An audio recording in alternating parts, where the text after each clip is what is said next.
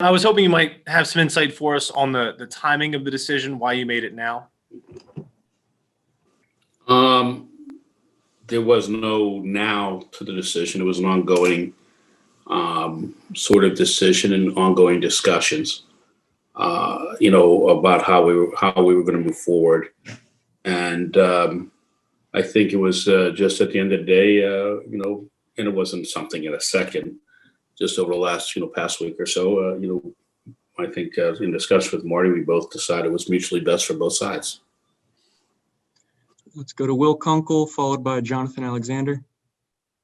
Hey, David. Was this something that Matt Rule wanted going forward in regards to player personnel decisions more so than, maybe another coach or anything, but is this something he wanted control of?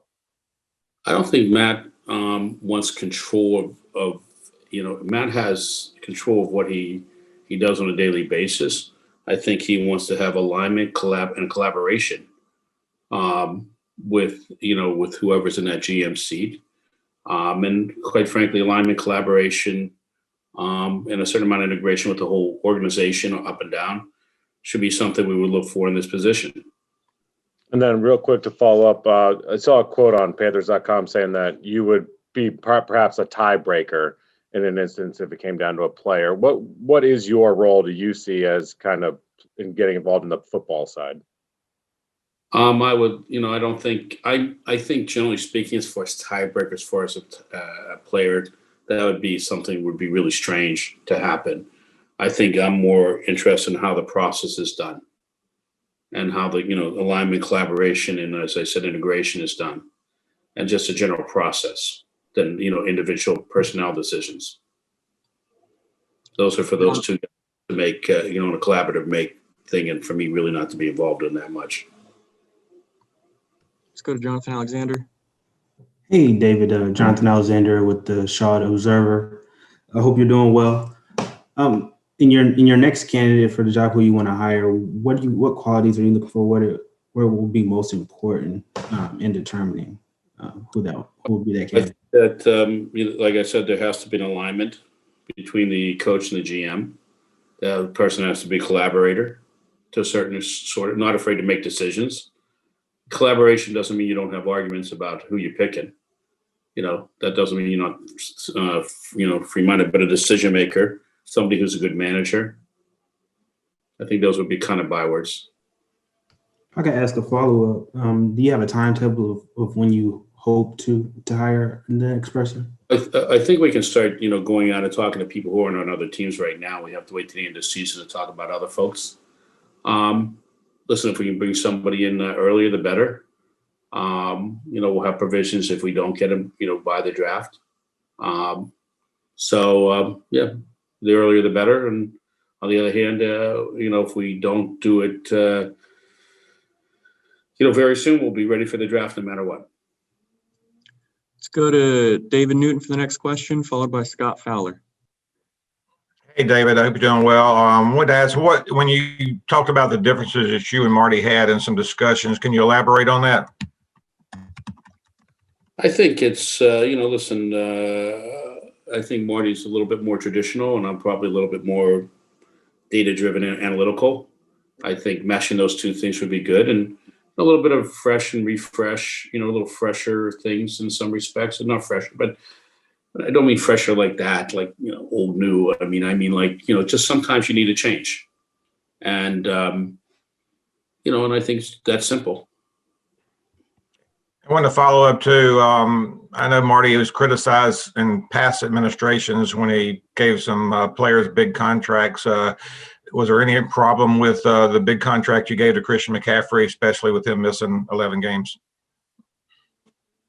Well, nobody knows how any player is going to be injured or not, but I don't think specifically, if you want to point to one thing or another, it's just a general, it may be, general process, how a process is done or not done, and, some very good things we do and some other things we may not do, sort of things like that. Hi, David. Scott Fowler from the Charlotte Observer. You alluded to this a little bit in your Q&A with the team website, but why did you not clean house, so to speak, about this time last year when you parted ways with Ron Rivera. Why not do Marty Hurney at that time? I think that, still trying to figure out if it would be good or not, with Marty. Marty has a lot of good, characteristics. I do think that he's a good evaluator of individual talents. There's some process thing, valuation things, if you will, that, questionable, that I could have methods, I'm saying, okay, how we do that, how we go about it and how that's done. And I think that, just generally I think Marty, quite frankly, I think it was good for Matt and good for me to have another year with Marty. Marty's a great guy, to have as a teacher and a person like that around. So yeah. It's crazy. Sometimes people think that you can come in here and, even though I was around football for a while, I wasn't there and know what you're doing. Like, well, I think sometimes it's not bad to have a good teacher around to teach you some aspects. And at some point you graduate and try to figure if you can do other things away from it. It may be better. And that's kind of where we are, and do not, again, I said it in the release and I do mean it. I mean, Marty Hurney is a very good evaluator and has a lot of good aspects to him. And people, me and Matt, I think both learn from Marty a lot. Okay. Sometimes the students have to graduate. Let's go to Brett Jensen for the next question, followed by Joe Person. Hey, David, Brett Jensen with WBT Radio here in Charlotte. I'm just curious, you've mentioned about the alignment and collaborative issues or someone that does that. Was that an issue between Tepper and Marty? Excuse me, between Marty and Matt Rule? No. Well, that was quick. So let me follow up on this one then. In terms of, do you think this move would have been made if the team had more than 4 wins, or do you think this was inevitable? I think in the end of the day, at some point it was going to be inevitable. Marty, maybe another 10 years from Marty would have been inevitable when he's 75. But, I don't know if it's inevitable, but it's a question of, where we are now. And a lot, again, I'll just say the same thing. I'll repeat myself a million times, how processes are done, and that sort of thing. I'm a very, process oriented analytical person. Not that Marty's not, but, it was to say just generally. And I think Matt is, you hear, from the get-go, we talk about process. Matt talks about the process. So it's just a little bit different processes. And I think, so in that respect, it would have been, a little bit more evolving on Marty's side on some of these new processes, I guess, new age processes, if you want to call it that, which can happen. It's a question when you want them to happen. It's kind of a natural time. And I'll say it again, like I just said to Scott, the students are graduating from what is a very talented teacher. Dave, how much thought did you give last year to doing this all at once, GM and head coach? I did think about it, and I'm going to repeat myself again, because it's the same answer, right? I still think there were things that I could learn from Marty. And I think Marty is, is that type of individual that is, is easy to talk to and easy to get along with in some respects. Not that he doesn't have a stubborn streak too, everybody does, but for Matt also, okay? Matt's a first year NFL coach. So again, it'd be crazy it's good to have a frame of reference and where we go on and try to, like I said, refresh and to get the organization. So again, just we're in total alignment collaboration sort of mode. And again, I don't want to warrant it with Marty. Okay. Don't get me wrong. Marty's not like that. So. Also wanted to ask what your satisfaction level is with Teddy Bridgewater and your thoughts on whether you guys need to draft a quarterback high in this year's draft, next year's draft. I think when you get to quarterbacks in NFL in general, you always want to try to figure out, do you have the best that's in the position it is right now? And, that's constant evaluation and reevaluation of that. And that's what we'll constantly go through. Let's go to Elena Getzenberg for the next question, followed by Josh Klein. Hey, Dave, I was curious, you said if it takes until you're going to take time, if it takes time to hire the new GM, who do you have running things until you find that if it takes until the draft? I'm sorry, running what? Like if you're preparing for the draft, who's in charge of running that? Well, right now, I think you have to, before you get to the draft, you'd be talking about, different free agents and free guys will be free agents in their contracts. So there's a few folks that we have to consider that have been out there, and you know the names, 3 or 4 guys. So that's that's the first process we'll make sure we have, and the right people are making those decisions or thinking about those decisions. People are still doing their jobs on the college scouts are still out there scouting. Personnel directors are still looking at personnel, so everything continues on as it is. Listen, I think that if you look at the team last year and what we've done, there's a lot more emphasis on the middle class, if you will, and what we did in what I would call the 8th round, and what we've done with free agents and have been in the recent years. That's by design, okay, with and I think that will continue on. As far as our early round draft picks, you're in one of those years where everybody can figure out, what type of player we're taking in the first, 2 rounds, and maybe even to the 3rd. I mean, the needs are very apparent as we go forward. Everybody knows it on this call. I don't have to tell you, you know what they are.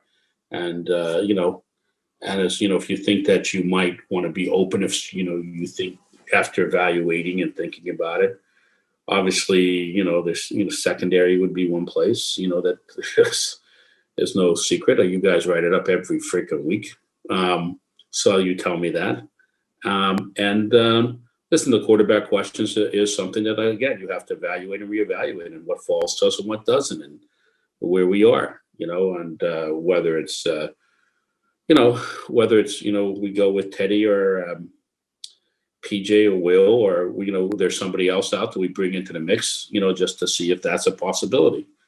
The NFL, when you talk about quarterback and you think about what you're doing there, not to talk too much, it's an ongoing process. And it's a question of who can be that guy that can help you win. That's the most important position in the field. And to say that you don't keep, unless you have that guy for sure that has, that gets you to playoffs and Super Bowls, you have to keep reevaluating that, because that's the only thing that matters is Super Bowls. And until you have that guy, you're evaluating every year. So anyways. If I could just follow up really quickly, last year when Matt was hired, you had talked about bringing in an assistant GM, and that didn't really happen. You hired Pat Stewart. Was there any thought into bringing in someone like that to help Marty more and kind of work with him as an assistant GM again, or just best to move on? It was definitely thought about. Go ahead, Josh. Hey, Dave. I know you guys did bring in Pat Stewart. Is that somebody that you anticipate might be interviewing for this GM job? Well, Pat Stewart is brought in, and at least in my mind, I'd like to hold on to Pat Stewart in one capacity or the next. And just to follow up, do you anticipate hiring some sort of an outside firm to help you with the selection process? No. All right, guys, 2 more questions. Let's go to Ashley Mahoney and then finish up with Steve Reed. So to the extent, Dave, that you've talked about wanting to bring in someone who's got that process-oriented mindset and more leading toward less of an old school model, but more of a data-driven approach, would you prefer someone who can grow into that role, perhaps a younger candidate, or someone who has more of an established presence to kind of help Matt as he transitions in his journey? The question is more how the management style and the ability to, and I would call it traditional versus old school. Okay, I don't like that word old school. So, but if you talk about what type of guy you're going to bring in, you want to bring in guys that are that can understand, and whether they're that way now or can understand to bring in a team that can help you win in different ways. Okay, so do you have an AGM structure? Maybe it's a new AGM that's that sort of guy, or somebody that's even below that helps do that. But you want to try to mirror, those two methods in your thing. Remember, this is a management job, and this person that comes in has to get along. As I said, it's has to be aligned in vision, but has to collaborate and be able to communicate with Matt and me. At some point, they're kind of sometimes they're a go-between, and there's a whole organization they have to manage, and that's a question of management structure. Does the guy come in, that's purely caring about personnel, or do you have some of the other stuff that's kind of businessy, logistics, and other things that these guys worry about now? Do you have somebody else doing that with lines going to the coach or the GM? So we'll thinking about those sort of things to try to make the most efficient organization possible. If that answers your question with too many words on that one. David, Steve Reed with the AP. A two-part question here to finish up, I guess. First of all, there's obviously speculation that Marty might, head to Washington. The first part is, did that play any role into this decision? And secondly, can you kind of explain in layman's terms, data and analytics, you're more of a data analytics guy. Like, what does that mean in terms of, your differences with Marty and that, and what do you? Not necessarily differences. It's just a process driven, and how you might, and you say differences, and there may not be, specific differences. It's just generally, approach or something like that. And how you want people to, different people in the organization, different hires you might have to have that, versus, one type of hire. Okay. Might even be that. To explain that, I think that, we do a lot of investing, we go a lot out there, and it's different at different levels in college or different things, and looking at people, seeing what they're doing. We look more at different parts of records or things like that. So it might be, for instance, that you should look how different people perform at different times in a game. Make sure you have that understanding before you make a contract with somebody.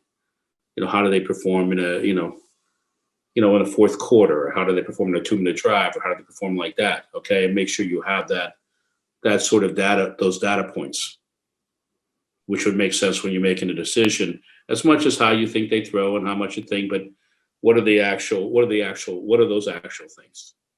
Okay.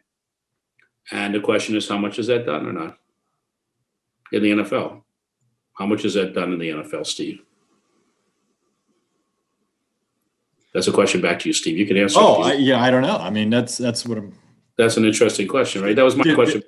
Well, I guess, did Marty do that, or did? No. I'm asking you a question. You didn't answer my question yet, so I'm waiting for my question first, and then I'll give you another. What was the other question you asked, by the way, Steve? It was about, did Washington, any speculation with him going to Washington play into this decision? Listen, I have great respect for Marty, and the